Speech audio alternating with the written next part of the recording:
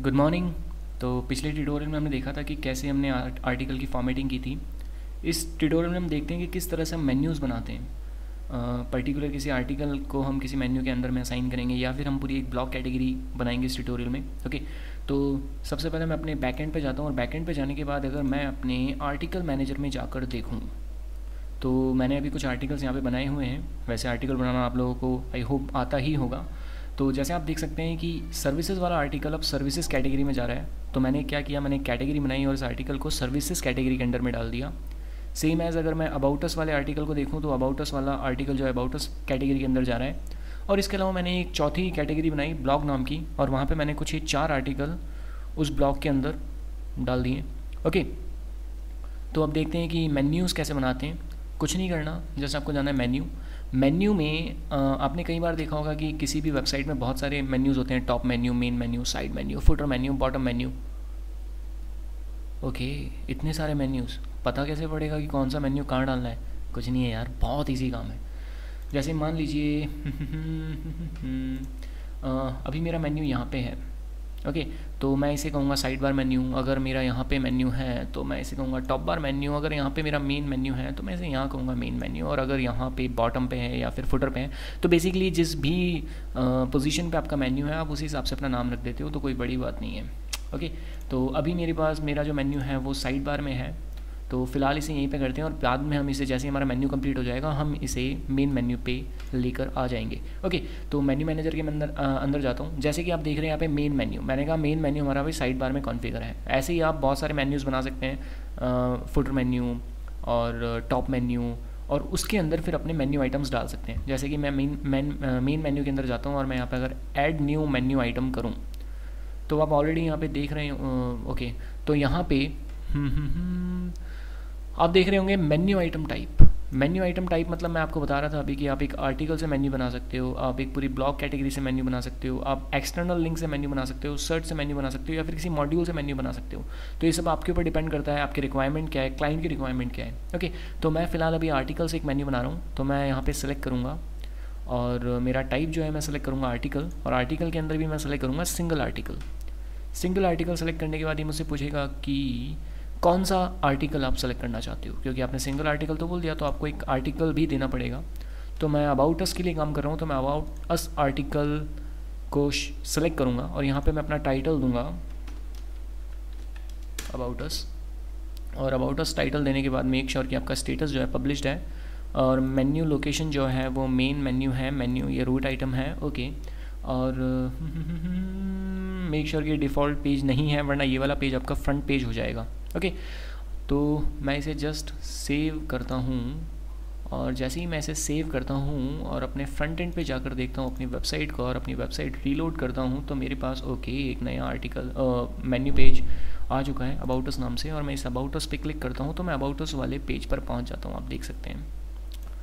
Okay, same as मैं यहाँ पे एक इसे सेव करता हूँ और यहीं से एक नया मेन्यू टाइप बनाता हूँ, और जैसे ही मैं एक नया मेन्यू टाइप बनाता हूँ इस मेन्यू टाइप में मुझसे सबसे पहले वही टाइप पूछ रहा है कि आपका टाइप क्या है। तो मैंने सेम आर्टिकल, सिंगल आर्टिकल, और सिंगल आर्टिकल के बाद अभी मुझसे पूछेगा कि कौन सा आर्टिकल आप उठाना चाहते हैं, तो मैंने यहाँ पे सेलेक्ट किया सर्विसेज आर्टिकल। ओके, और सर्विसेज आर्टिकल के बाद मैंने यहाँ पे अपना मेन्यू नेम जो दे दिया वो दे दिया सर्विसेज, और सर्विसेज देने के बाद वही मेक श्योर पब्लिश है, मेन्यू लोकेशन मेन मेन्यू है, पेरेंट आइटम रूट के अंदर है, और मैंने यहाँ से इसे सेव एंड क्लोज कर दिया। ओके,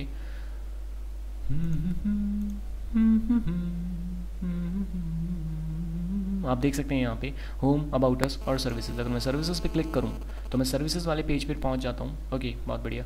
तो सीधे होम वाले पेज पे चलते हैं। मैंने कहा था कि हम अपने जो मेन्यू है उसे हम उसकी पोजीशन पे लाएंगे जहाँ पे हम चाहते हैं कि हमारा मेन मेन्यू जहाँ पे हो। तो इस थीम के अकॉर्डिंग इसमें एक मेन मेन्यू पोजीशन भी है।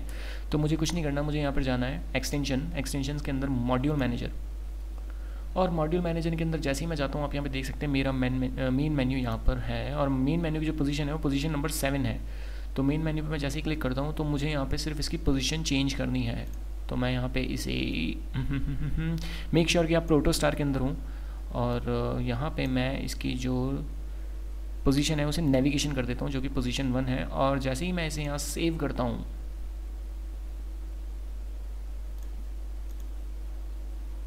ओके वाओ बूम, मेन्यूज़ ने अपनी पोजीशन चेंज कर लिया, लेकिन अभी तक इसका स्ट्रक्चर वैसा नहीं आया जैसा हम चाहते हैं। तो मुझे ये पता है कि ये वाली थीम जो है वो बूटस्ट्रैप में बनी है और बूटस्ट्रैप की CSS के कुछ स्टैंडर्ड्स मुझे पता है। तो मैं सीधा यहाँ पे ऑप्शंस में जाऊँगा और ऑप्शंस के अंदर मेरे पास यहाँ एक एडवांस ऑप्शन है, और एडवांस ऑप्शन के अंदर आप यहाँ पे देख रहे होंगे मेन्यू क्लास सफिक्स। तो मुझे यहाँ पे कुछ नहीं डालना, मुझे यहाँ पे स्पेस और नेवपिल्स मुझे यहाँ पे डालना है। और जैसे ही मैं इसे यहाँ पे सेव करता हूँ और अपने फ्रंट एंड को जाके रीलोड करता हूँ, ओके वाह, तो आप देख सकते हैं यहाँ पे मेरे मेन्यूज़ अब बन चुके हैं मेन्यूज़ के तरीके से। अगर मैं अबाउट अस पे क्लिक करूँ तो मेरे पास अबाउट अस वाला पेज खुल के आ जाता है, सर्विसेज पे क्लिक करूँ तो मेरे पास सर्विसेज वाला पेज खुल के आ जाता है। ओके, तो अभी आपने देखा कि आर्टिकल से हम कैसे मेन्यूज़ बनाते हैं। अब मैं चाहता हूँ कि मेरी पूरी एक कैटेगरी जिसमें जो भी आर्टिकल हो वो पर्टिकुलर एक पेज पे असाइन हो जाए। तो देखते हैं वो कैसे करते हैं। मैं इसे यहाँ से क्लोज़ करता हूँ। मैंने इससे पहले एक कैटेगरी बनाई थी ब्लॉग नाम से, और उसके अंदर कुछ 4-5 आर्टिकल्स मैंने असाइन किए थे। ओके, तो सीधे मेन्यू पे जाता हूँ। मेन मेन्यू के अंदर मैं एक मेन आइटम बना रहा हूँ, मेन्यू आइटम, और जैसे ही मैं ऐड न्यू मेन्यू आइटम करता हूँ तो वही मुझसे पूछता है कि आपका आइटम टाइप क्या है। मैंने यहाँ से सेलेक्ट किया, और सेलेक्ट करने के बाद मैं आर्टिकल को सेलेक्ट कर रहा हूँ, और आर्टिकल में मैं चाहता हूँ कि मैं कैटेगरी ब्लॉग चाह रहा हूँ बनाना। और अब ये पूछ लेगा कि आप कैटेगरी ब्लॉग तो बनाना चाह रहे हो, लेकिन आप कौन सी कैटेगरी यहाँ पे शो करना चाहते हो। तो मैंने कहा मैं ब्लॉग कैटेगरी यहाँ पे शो करना चाहता हूँ, और मैंने इसका नाम भी ब्लॉग ही रख दिया। ओके, और मेक श्योर मेन मेन्यू है, पब्लिश्ड है, मेन्यू रूट आइटम है, सब ब्ला ब्ला ब्ला। मैंने इसे सेव किया, और जैसे ही मैंने इसे सेव किया, अपने फ्रंट एंड पे अगर जाकर देखा तो ओके वाओ, मेरे पास एक चौथा मेन्यू आइटम आ गया ब्लॉग। अगर मैं यहाँ पे इस पर क्लिक करूँ तो मेरे पास blog 2, blog 3, blog 5, blog 4, okay wow.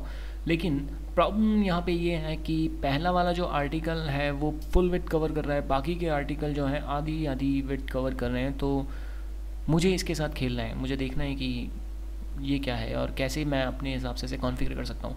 तो ये जो पहला आर्टिकल आप देख रहे हैं जिसे मैंने सेलेक्ट किया हुआ है, इसे हम कहते हैं लीडिंग आर्टिकल। ओके, तो आप जितने चाहे उतने लीडिंग आर्टिकल डिफाइन कर सकते हैं। उसके बाद आपने जो 3 आर्टिकल आप देख रहे हैं जो कि 2 कॉलम्स में डिवाइडेड है, इसे हम कहते हैं इंट्रो आर्टिकल। ओके, तो देखते हैं इसकी सेटिंग। तो आपको कुछ नहीं करना, आपको यहाँ पे एडवांस ऑप्शन में जाना है, सॉरी आपको एडवांस ऑप्शन में जाना है और ब्लॉग लेआउट ऑप्शन में आपको जाना है। और आप यहाँ पे देख सकते हैं लीडिंग आर्टिकल्स आपको कितने चाहिए। आप यहाँ पे नंबर डिफाइन कर सकते हैं। जैसे मान लो अगर मैं यहाँ पे 2 डिफाइन कर देता हूँ और मैं इसे यहाँ पे सेव कर देता हूँ,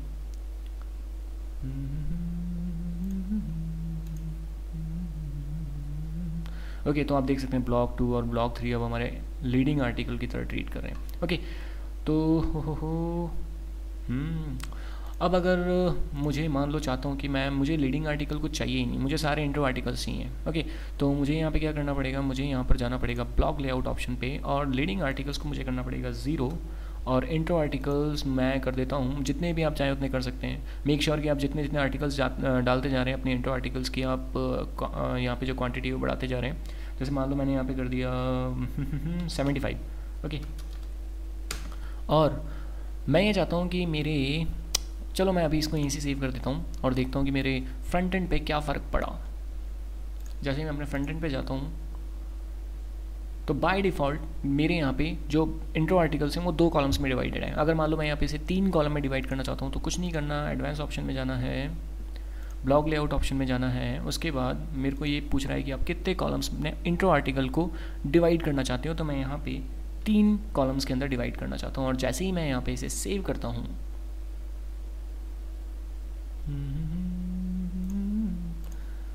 ओके, तो आप देख सकते हैं यहाँ पे अब मेरे जो आर्टिकल्स हैं वो 3 कॉलम्स में डिवाइड हो चुके हैं। और ये कब तक चलेंगे, जब तक कि मेरे 75 आर्टिकल्स टोटल कंप्लीट नहीं हो जाते। ओके, तो मैं यहाँ पे जाता हूँ और अब मैं यहाँ पे बिल्कुल कॉलम जो है 1 कर देता हूँ। ओके, और मैं इसे सेव कर देता हूँ। मेक श्योर कि अपने लिंक्स वैसे कोई काम नहीं आती, तो इसे आप 0 ही रखिएगा। ओके, और मैंने इसे सेव कर दिया, और जैसे ही मैं अपने ब्लॉग पे जाता हूँ और अपना पेज रीलोड करता हूँ, ओके वाओ, तो मैं कुछ ऐसा ही चाहता था। तो आपने सीखा कि आर्टिकल से कैसे हम मेन्यूज़ बनाएं और कैसे मेन्यू पोजीशंस चेंज करें। तो जैसे हम अभी बाद में हम थीम को कवर करेंगे तब आपको समझ में आने लग जाएगा कि मॉड्यूल पोजीशंस क्या होती हैं, किस पोजीशन पे हमको कैसी चीज़ें डालनी है। ओके, तो थैंक यू, इस ट्यूटोरियल में सिर्फ इतना ही। बाय।